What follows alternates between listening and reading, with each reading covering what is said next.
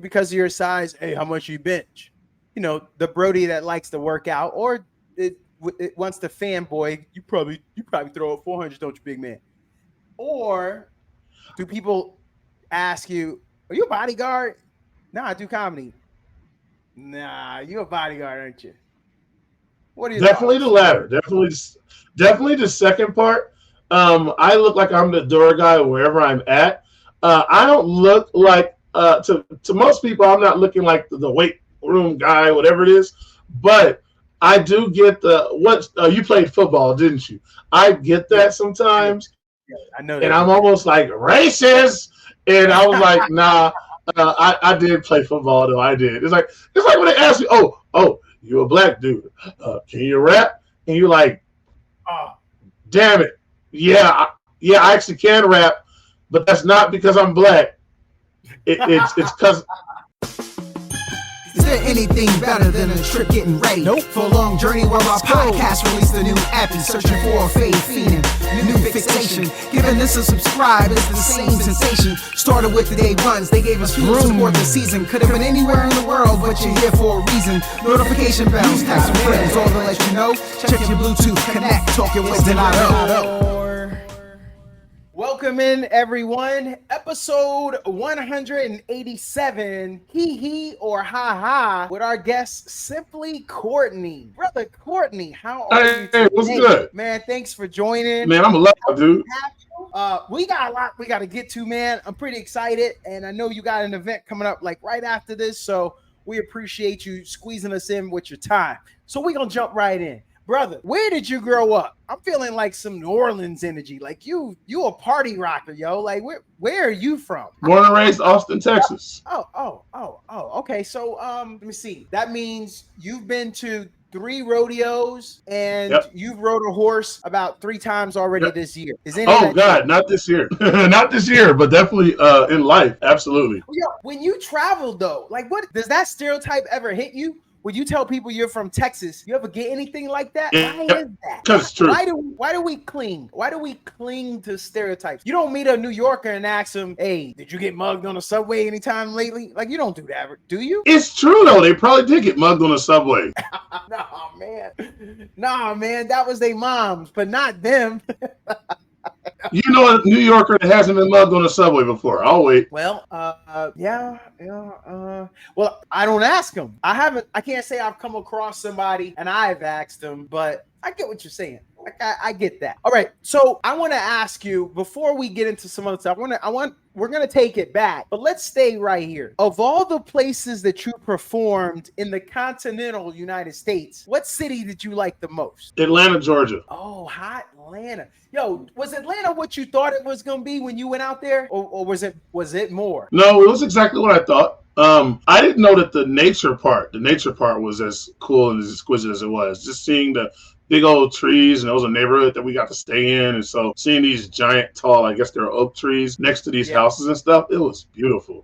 Yeah. You know what? It's funny. I can't say I've heard someone kind of talk about that. That's a great angle, brother. I like that. And you're right. They have so much. I want to say it's Georgia pine. I'm gonna say the pine trees, dog.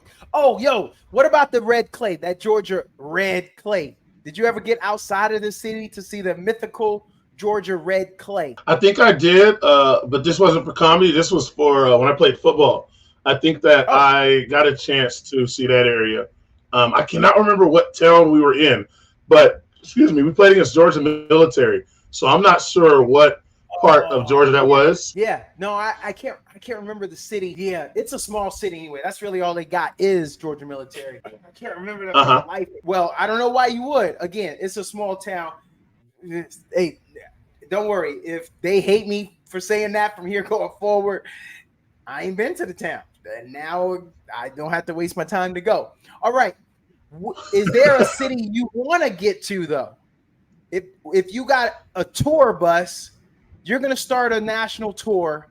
Where is the first city you want to go to because you've never been there and it's on your list? Does Anchorage count? Because I know you said continental. Technically, that's part of the continent. Well, yeah, it is. Wow. So you would want to. You're not afraid of. Okay, here we go with the stereotypes. You're not afraid of the sun not coming up. You're not afraid of polar bears or grizzly bears. What about mooses? You're not afraid of any of that? I'm scared of all of that, but at the same time, I think that it would be fun to just tell jokes in that environment. I know that I was up in Minnesota, and let's say Minnesota and North Dakota during the dead of the winter, and just seeing people coming to comedy and stuff like that, you could tell they really were starved for some entertainment. And so I was excited to just do comedy in a cold place like that. So I think Alaska is upping the stakes a little bit.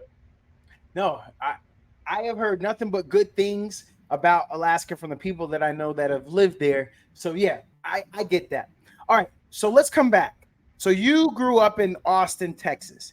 For those who have never been to Austin, what's the vibe, dog? Like, what would you tell people if hey, I've never heard of Austin? What would you say to describe it? Growing up, it was kind of like what it is now. What it is now is just, I think, what it used to be on steroids. It was a party environment. It was always fun, familial. So you have like a small town vibe that does still kind of exist here. Obviously, it's changed a little bit because of the infrastructure and then the stretch and the sprawl. But Austin is like, I don't know, it feels like a college town or a college town on steroids. That's always been the vibe. Okay. What is your favorite team? Are you a Longhorn fan or do you pledge allegiance somewhere else? Because I'm from Austin, Longhorn is still like the go-to for everything. I graduated from Texas State, but up until recently, we really weren't doing anything. Even though I played for Texas State and graduated from there, I'm down with UT, man. I rock with UT. It's fun. They're winning. It's easy. It's in your backyard. Yeah. Yo, the excitement, man. The excitement. They're going to the SEC, Playboy. Like, how does that feel? Growing up with them and now they're going to be in the SEC? Can you believe that? I can't believe it, and that is kind of scary. I'm worried, like, partially, but then again, I'm like, maybe they're ready to go. All the teams are dang near championship caliber teams. Volleyball amazing, track amazing, tennis amazing, golf amazing. Swimming amazing. Basketball is always good. Football is always good. So I think that'll be all right. I wonder what it's going to look like. I think for every sport, I feel like it's a lock. It's a done deal, except football. Football is the one that I think we're all holding our breaths, waiting to see how we do after the season's over with. Because I don't go off of one game because it's anybody's league. That league is packed top to bottom.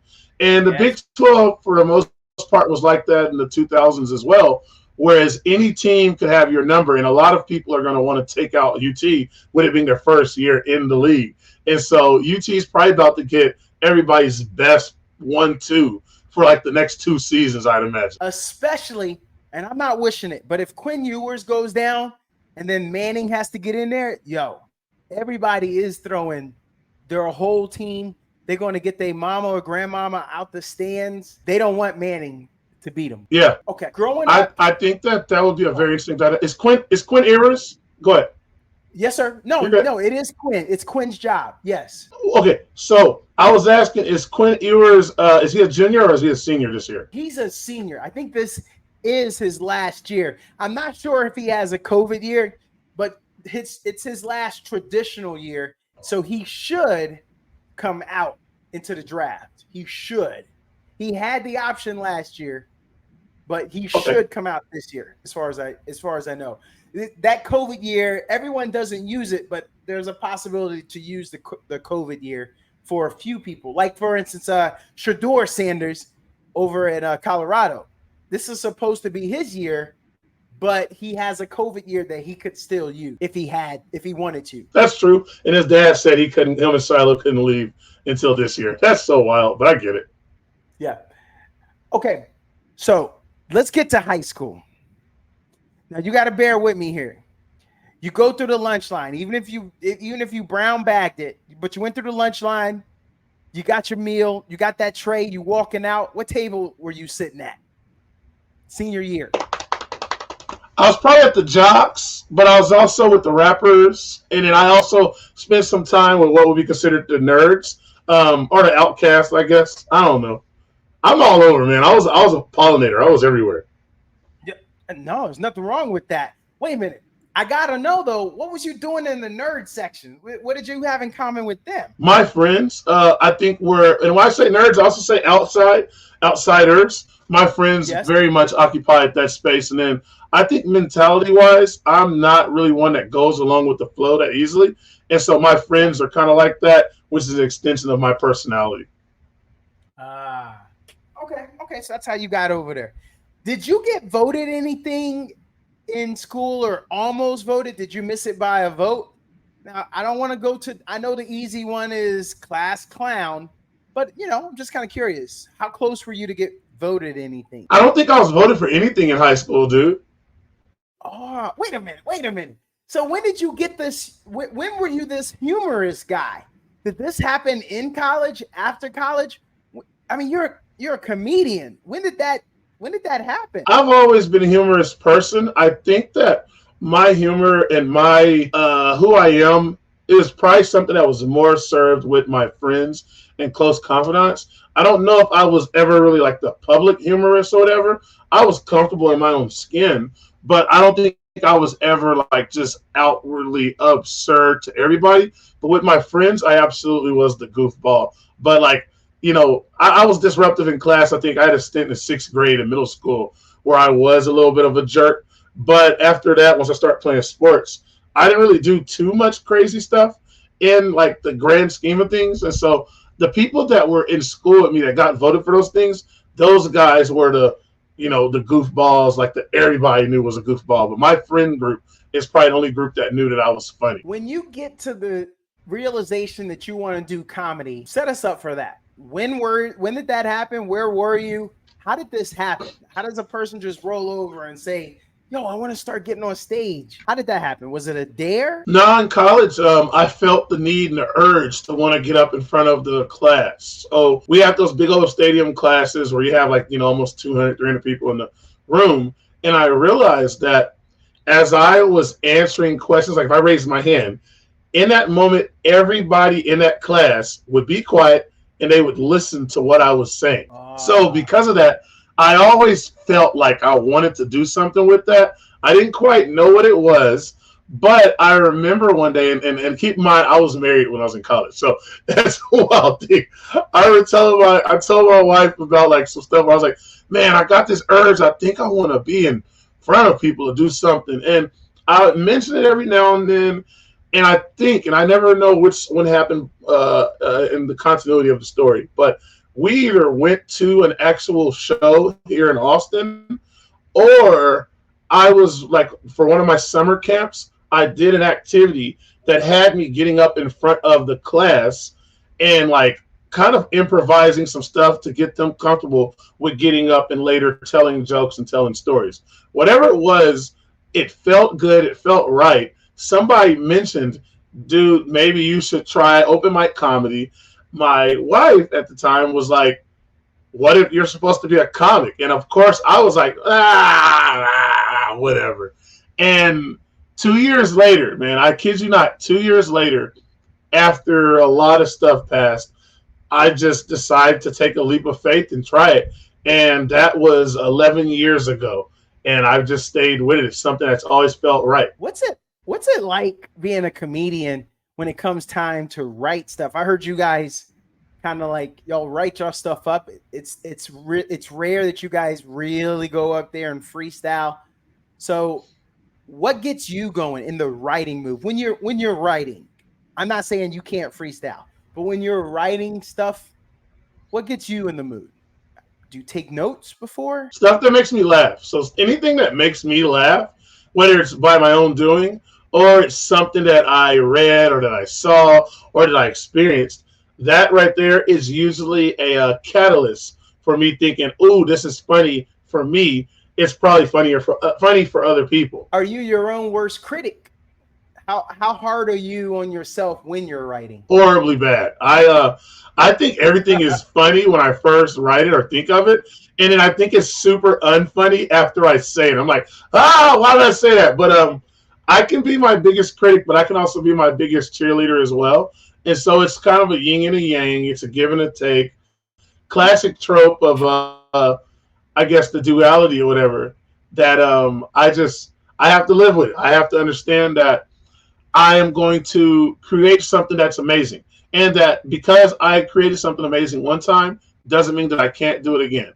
And just because I don't know, stuff seems daunting right now or doesn't seem funny, doesn't mean that I can't make it funny later. So I gotta know then. Cool. I always wonder. Okay.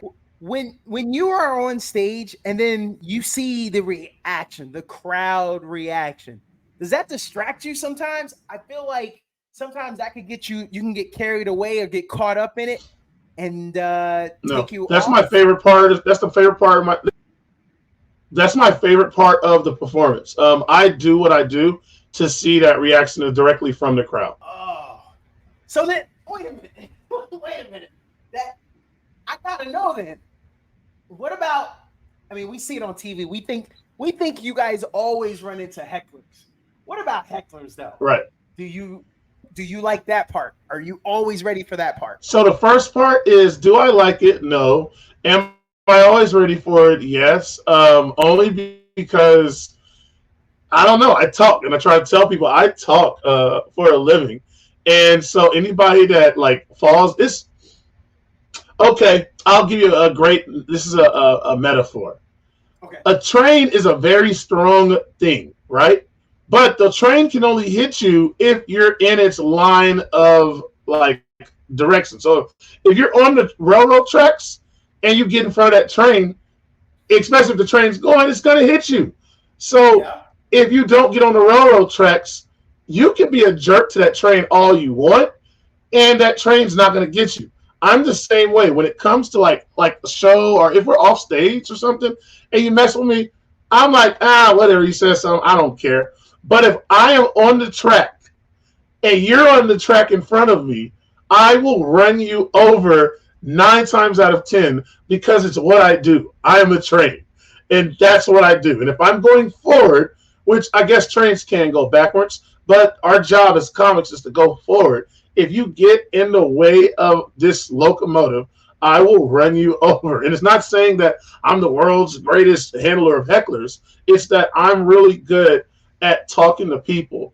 And I think the thing that I excel at the most when it comes to comedy is getting people to understand that I'm not a threat and that I mean what I say, and I'm up there to just have a good time.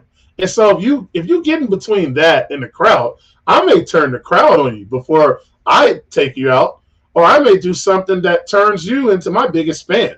And it's not saying that that's always how it happens, because I've had places where, I was doing comedy probably in a place that shouldn't have had comedy, and I just could not win that one naysayer over. But I don't take the stage or grab the mic to ever offend. I go up there trying to entertain. My North Star is always to entertain, to humor, to distract. And if anything, you might say something and they're like, oh, he got you. And I'm like, heck yeah, you got me. But you'll never be able to say anything worse about me than I already said about you. Little stuff like that. And I won't never say anything really worse about the other person that I wouldn't say about myself. And I almost always turn on me. I'll never just go up there and just be, I'll call an audience member over the head. Now, if they are heckling and they're distracting from the show, and I've already tried my best to remedy the situation, then maybe, those teeth, the fangs come out. But if it's just like somebody up there and they just happen to be talking, I may acknowledge them and kind of play around with them. I don't know if you've ever dealt with a cat, another no metaphor, whereas a cat can pop you over the head with just a soft paw, but they also can pop you over the head with claws out. If I pop you over the head 9 times out of 10, it's a soft paw. There are no claws out. Oh, now, hey, I get that. Here's another question. Could a comedian be too successful for their own material, especially here in 2024? Because you've got those camera phones on you. Your stuff can be out there so quick. Back in the day, in the 80s and 90s, a comic could use that same routine for a year because everybody hasn't seen it. So let's say locally you're popular. Maybe you're doing 2 or 3 things a week. I feel like there's a lot of pressure. Now you need a lot of material because you're that frequent. But the really big dogs, the Kevin Harts, the Cat Williams, they're doing a show a month or once every 2 weeks, or as an example. What are your thoughts on that? So a lot of those guys are actually still performing frequently. They're only doing publicized shows, or we'll call them spots, because there's a multitude of different ways when it comes to the lingo to describe somebody getting on stage. You being on the show, let's say you pop in, so call that a spot, versus like, let's say somebody my caliber who's still deep down even into open mics, which means I'm not getting paid. I might be doing as little as 3 minutes on stage at a time. And so I go in and I'm working on my stuff versus the comics that are like, if they could take a picture in a Walmart and people will be trying to figure out what Walmart they're in, you know? And those guys can't just put their name and likeness on everything that they do because they have to work stuff out. My thoughts, and I hope I answered the question, my thoughts are that everybody has to work, and that regardless if you are the biggest of the big or the smallest of the small, if you want to make it in this business, you have to work. The recording stuff, I get why people don't want to be recorded all the time because things can be taken out of context. People have day jobs that they're worried about, or you just don't want people recording you without your permission. All of those are things that I'm totally agreeable with. I personally, I'm like, I care about it maybe 70% of the time if you record me when I'm performing.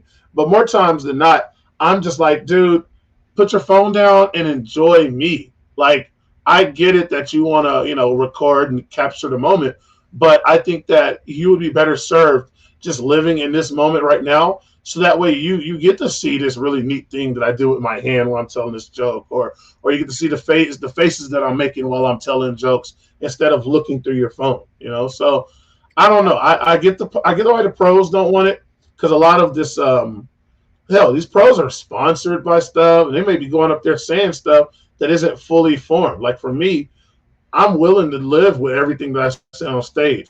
Some people aren't. There are some people are not. There's no disrespect to the ones that aren't, but I know that everything that I say on that stage, I'll stand for. And if you have to have a conversation with me afterwards, here I am. Let's talk about it. This is why I said this. This is my thoughts going into it. Whether I'm wrong or right, which I was like, I will never come to this thinking I'm 100% right, because I'm flawed. I'm human. My observations and everything are literally just skewed from where I'm currently at. Where I'm at tomorrow, next week, next month, next year could totally change. But where I'm at currently is the viewpoint that I have. Okay. I got this. I got a few things that, man, they've been burning. It's like money. It's been burning a hole in my pocket. So allow me to run through these. What are bad days on stage like? And maybe those were when you first started off. Maybe you're seasoned now and you could get out of it. But yo, we have bad days, man. I'm a good basketball player, but there's some days, man, I'm not hitting. I'm not hitting from outside. What are those days like? Jokes don't land. The jokes that you thought were gonna land, they don't land the way you want them to. That's the level. There's levels to this. That's jokes that are new, not landing, that you thought would land. There's jokes that your tried, tested, and true jokes not landing. Now you're really mad. And then there's going into a crowd that you just can't connect with. Like, no matter what you try to do, I tell people, there's no secret, I tell people that with me being somewhat older in the comedy game, I oftentimes, and then my experiences are a little different than most, that when I go up in a room full of like 20-somethings, let's say it's a first date, I sometimes do bad at those shows. Like I for my level, I still get my laughs. I still leave people going, that was funny. He's a comic. He's great. But I don't feel like I nailed it or I connected with that audience. And so bad days could range from jokes not working to me personally not working, or you could just get a show that is just like what I call a damned if you do, damned if you don't, where you're performing in a pool hall and there's TV on and the Mavericks are losing to the Boston Celtics for the 5th time, or I guess it'll be the 4th time. It's just all these things are happening. You're trying to tell jokes in it. Yeah. Okay. Wait a minute. You told your mama that you was going to start doing comedy. What'd your mama say? What did that conversation go like? I don't think she really cared. I think she understood that, like, it was me making a decision. Yeah. And she knows that, like, I can make some quick decisions and all that, but she understood that it was something that I thought about. And I was already kind of put in the spotlight from an early age. I was at church, and I was the kid that did the welcomes. I was the usher. I was the usher president. I was in the choir. I did all these things that almost lended themselves towards me pursuing a life that's public or that's forward facing. So she wasn't too surprised about it. Oh man, I was rooting for that and not the opposite side where it's a negative origin story. And she said, "You're dead to me." Well, that's not what we're gonna do. I thought she was gonna be the family lawyer. Cookout. No, man, it's all love over there. She still wants me to figure it out. Say it again. Oh no, that's cool. I'm glad. We had a little bit of a delay, but no, I'm glad that she's that supportive. Oh yeah. All right, cookouts, family event. Whenever you roll through, everybody thinks it's a free show. They want you to entertain. He's a comic. Hey, take the mic, say something. Everybody, y'all be quiet. Y'all be quiet. Courtney does that happen? Yeah, I do it. I do it. Oh, you step up? Oh yeah, because for me, I don't have to go up there and tell jokes. So my style of comedy is more observation based and experiential than anything else. So I can go up there and crack jokes about the room. Now it's within the respects and its context. If I'm in, like, let's say a church or a more religious type setting or more like I don't know what's the word I want to say, strict type setting, then there are certain things that I'll shy away from. But if it's family and we're just keeping it, chill, then I'll go up there and give them a taste of what I do. Now, again, the context isn't probably the best. And so because of that, I'm not going to go up there and give them a formalized set, but I'll go up there and do enough that when I'm done, when I say, "Thank you guys, I'm just Simply Courtney," they go, "Oh yeah, he a comic," So I think I'm in touch enough with my craft now that I can pull that out for anybody at any time. Obviously, results may vary, but I don't think you're going to come away going, "Huh, are you sure he a comic?" Like, no, that's a comic, What about on the dating scene? You and your peers, do y'all lead with that? Can you lead with that? Or is that something you try to keep to yourself? Depends on my mood, man. I don't know. Some days I'm like, it's a secret. I don't want to talk about it. And the other days I'm totally open with it. I don't know. Sometimes it feels as if I'm telling people it to get a reaction out of them. And in actuality, it's completely opposite. It's to me, it's as innocuous as you saying, "Hey, you're a postman. I'm a comedian. We don't have to go back and forth on, prove to me you're a postman. Quick, how do you deliver this piece of mail?" I don't have to go, like, tell me, prove to me you're a comic. Tell me a joke. Like, it's a neat conversation, but at the same time, I tell people I have so much more life to me than just what I do on stage. Now, it is something I know it's atypical and it's different because whenever I meet, like, my kids' parents, so not my kids' parents, sorry, my kids' friends' parents, when they are like, "Oh, he's a comic, my dad's a comic," then it's like an instant conversation. And I'm used to it. Like I said, I've been dealing with this for a while now. And so I know the normal questions are going to be, "Man, you travel around. What's it like? Oh, that's cool." I tell them, yes, all of that and above. But at the same time, it's still a struggle because I'm not world renowned famous comic. I am figuring out, putting it together every day in and day out comic. And so that looks a little different than, somebody that's successful and on every TV show and network television and all of that, Hopefully it changes, though. That's the work that I'm doing now, is for that to hopefully change. Fingers crossed that it changes, man. How do you get your bookings? At this point, is it word of mouth? Or and then you book something almost to what you just said. Then you got to send links because I heard you were good. We want to book you, but we also want to review your material to see if you're funny. How is that working nowadays? Because I can't imagine calling up a spot and be like, "Hey, y'all want me to come perform? Trust me." Who are you? Or how come I don't hear your name mentioned with Kevin Hart?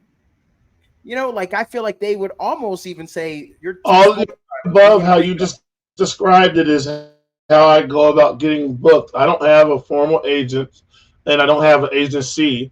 I'm self-repped. Yeah. I'm going to say that's a gift and a curse. Absolutely. Agreed. Okay. Because I could see that if a person wants to, I don't want to say small time you, but if they want to say, yeah, I'm not so sure. And then, you know, you're saying, well, hey, the shows are good. Do you have to tell them stats and be like, hey, well, hold on, man. I just had a venue last week, 500 people, max capacity, and I had 480 in the house. Is that how you sell it since you're your own agent? What's your go-to? Yes. It's a combination of that, but it's also seeing, like, sometimes they may have themes, and I may just fit the theme. But it's sending them my video, it's sending them my avails. It could be a situation where I'm going to be in the area, and I already have an existing either knowledge of when they have shows or of the location or of the person. And I'm like, hey, you're a producer in Dallas. I will be over in Fort Worth Friday. If you have a show on Saturday, I'd love to come do it. Or I'm going up to, I don't know, going a few states over. And so as I'm driving through your area, I can stop and do a show. Or on the flip side, as I'm driving back through your area, I can stop and do a show as well. And so it's just learning my schedule and being comfortable enough to reach out and then just ultimately putting it in their hands. But also being not necessarily firm, but being, I would say, consistent and persistent. Consistent meaning, hey, they'll be like, okay, call me back or reach out to me Friday, the week before you come up here. And I have it written down on my calendar to reach back out Friday before I come out there. That's me being consistent. Me being persistent in this case would be, okay, I know that there are 5 clubs out there. Let me reach out to all 5 clubs in the next few weeks or whatever to do that. Then the next year, I come back and I'm like, this is an annual trip. I do it again, you know, and they're like, oh, man, this guy always comes through this town or this city in this time, and he always reaches out. And then on top of that, when we're talking about being, I guess, more consistency versus consistency, I have to deliver. When I go and I perform, whether they give me 5 minutes on stage or they give me 15 minutes or they give me a whole hour, I have to make sure that I deliver, because I tell people I don't care about getting there the first time. I want to get there the first time, but I ultimately want to be re-invited back. And that's the thing that I feel like I'm consistent with, is that I go and I perform, and then I'm able to come back. I'm able to come back and come back again. And if I have a snafu, like I talked about those shows that I did down south, where my online shows got in the way of my in-person shows, then it happens. And that's par for the course. At the end of the day, I came in to do a job. I still did the job. Maybe I was late, or maybe I was I didn't get to come and just hang out with you before the show. I just showed up when it was time for me to get on stage. It is what it is. At the end of the day, I came and I did the job. The audience knew I was funny. The audience knew I was present. You knew I was funny. You knew I was present. I did what you asked for. Okay. Random fact about Simply Courtney. Go. What's something that we wouldn't know, but you would want to share? Like, every night, do you sit and practice your bass guitar? Or do you secretly go to Comic-Cons and you cosplay, but none of us know that? What's a random fact? I love things that make me feel really small. Oh, so if you got a friend that's got a 4x4 truck that's lifted, you're trying to drive that as much as possible, like that kind of stuff, or you like visiting skyscrapers? Bigger. Wait, so when you get to the airport, you're geeking out over the size of a 777? Bingo. Yes. Anything like that. The tires, the wings, the windows, just the scale of how big the tarmac is, the size. The Denver airport, ginormous, you know. And all these things. Chicago. I think. Where did I fly into? I didn't fly into O'Hare. Where did I fly into? Well, I know I'm if trying you to flew remember. into Atlanta, I bet that one got you.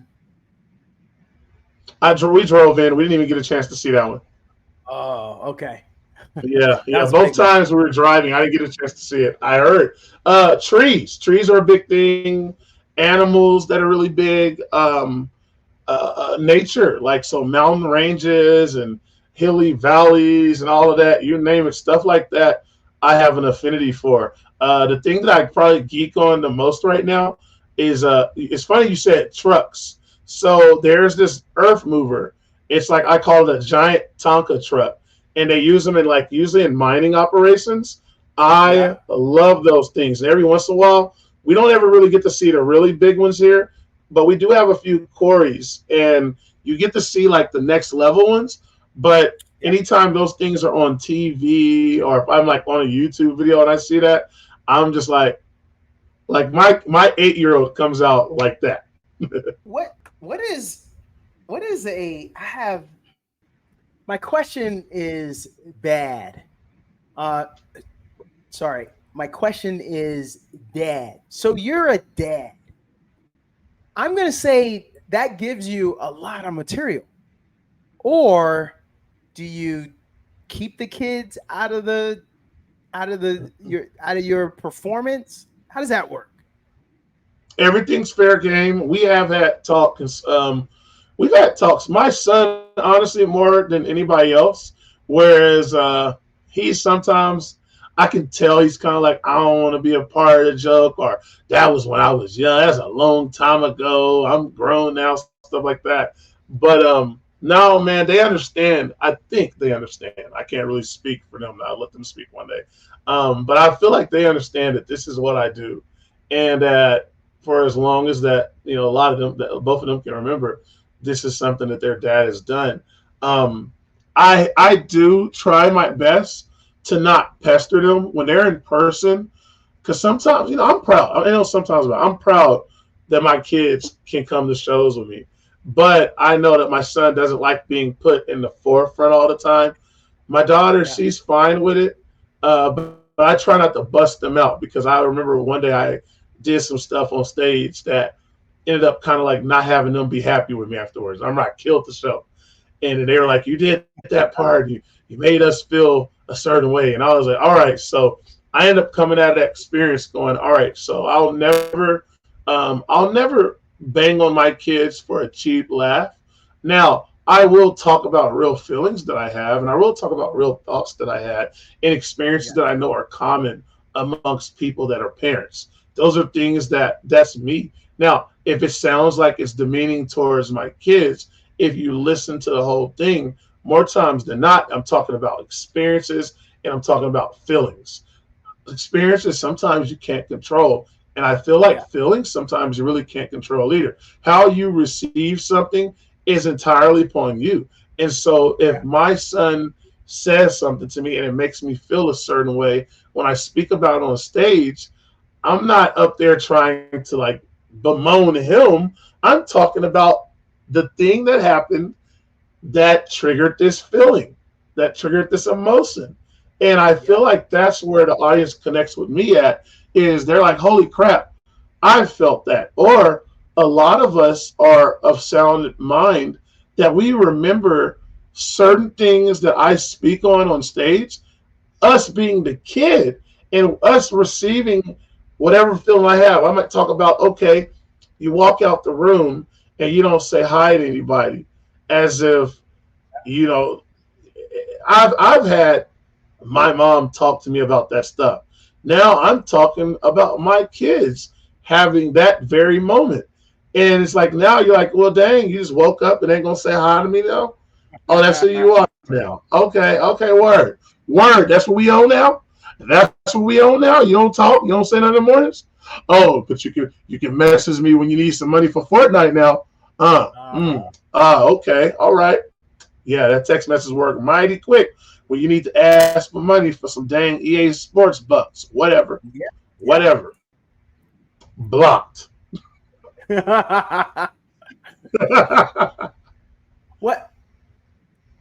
let's get to your stature. Do people? I got a 2-part question. Do people come up and ask you because of your size, hey, how much you bench?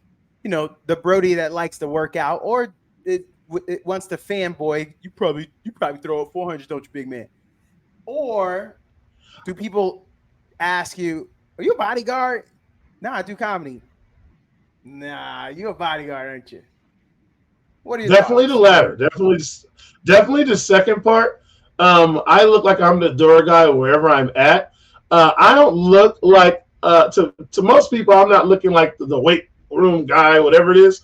But I do get you played football, didn't you? I get that sometimes. Yeah, I know that. And I'm almost like racist. And I was like, nah. I did play football though. I did. It's like when they ask you, oh, you a black dude? Can you rap? And you're like, oh, damn it, yeah, I actually can rap, but that's not because I'm black. It's because I like music and I like linguistics. Damn it. I'm gonna say, you get too many invites, don't you? Everybody wants you at their event. Everybody wants you to come and participate. Are you spread too thin? Because you're a funny dude. Yes, I have seen you, been around you outside of this podcast. It's kind of why we got you on. Want to thank you again for coming on. But what happens when you're starting to be a little too popular? What do you do? Let's see. This is what I do. Let's see if I can do it. That's what I do.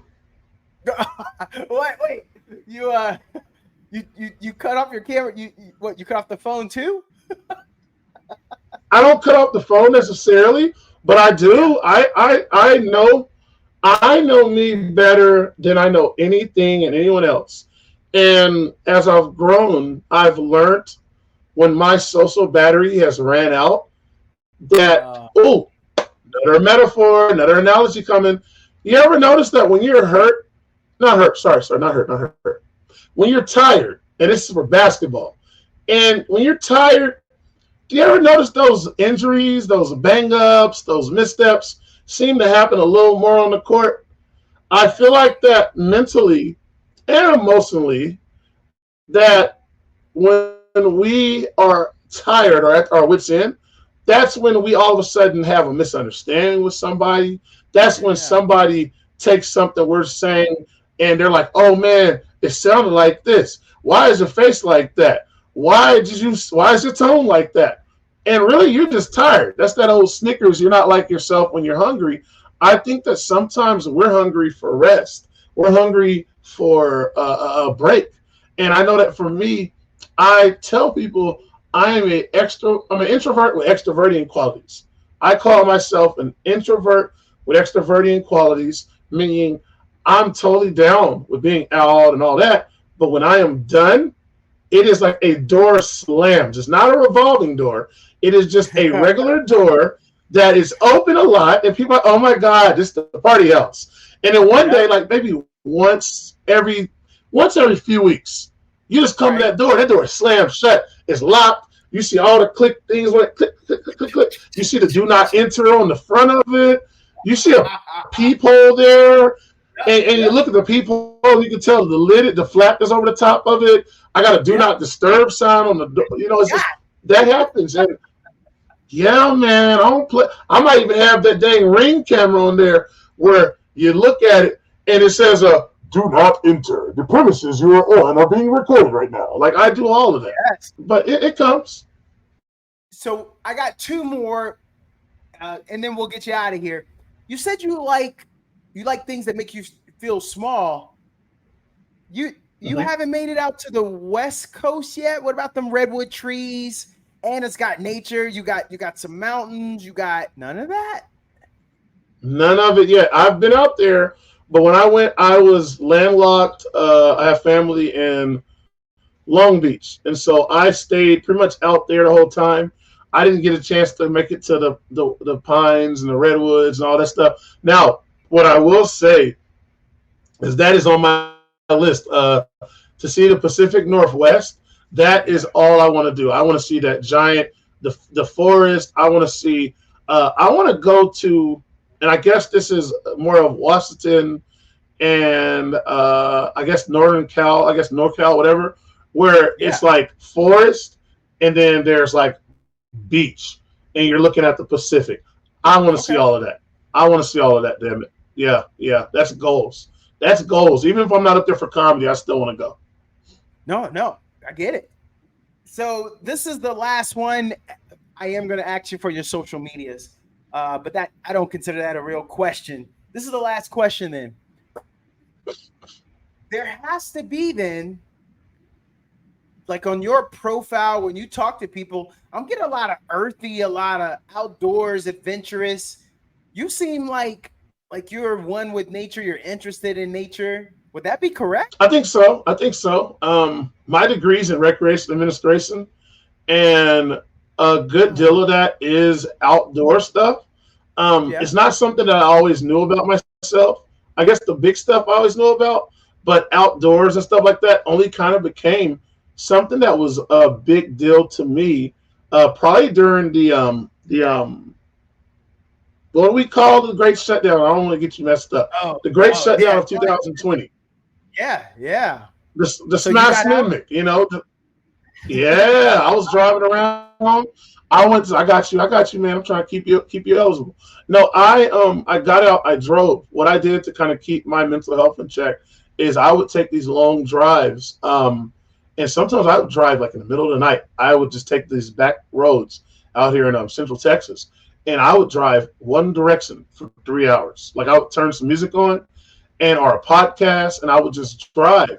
And I started doing these little things where I would do it during the day, and I would just drive from state park to state park. And I would just find myself at a different state park every few days.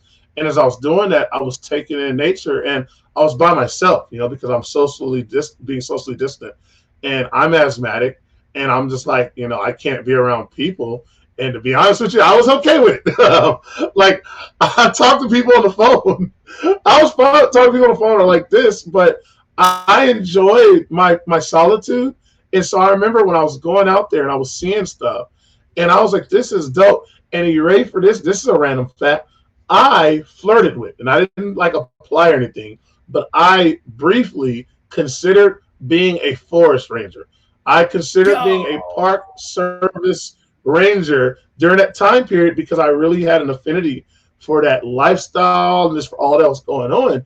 And I was just like, yo, I'm down with, I still want my kids to be around. And I was like, this would be cool for them to come and take a break and be out here and let's learn about some stuff. And so, that wasn't something that was beyond the realm of possibility for a while. I've kind of put that on the bed as of late, but there was some time that I thought about, I could go be a forest ranger or something like that. Man, that's cool. It's cool. So for those who are just listening, I see that you got your IG at I am Symply Courtney. What do you like to be on? What outlets are you on? But what's your preferred? Instagram is I think the one that I probably do the most work on.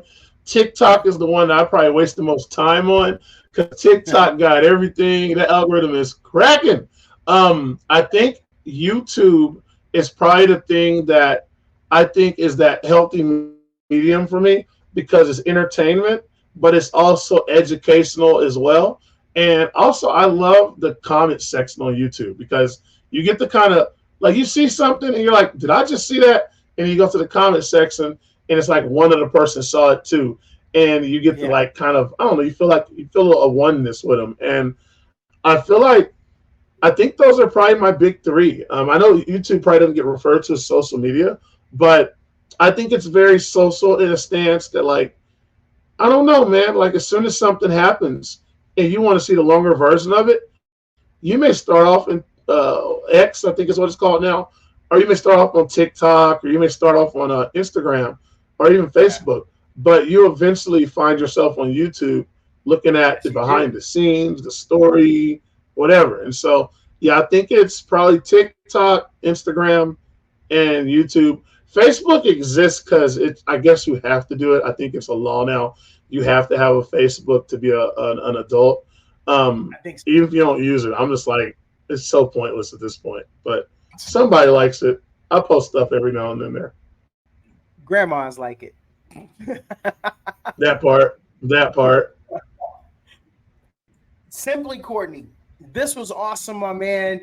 Is there anything that you would like to put out that maybe we didn't cover?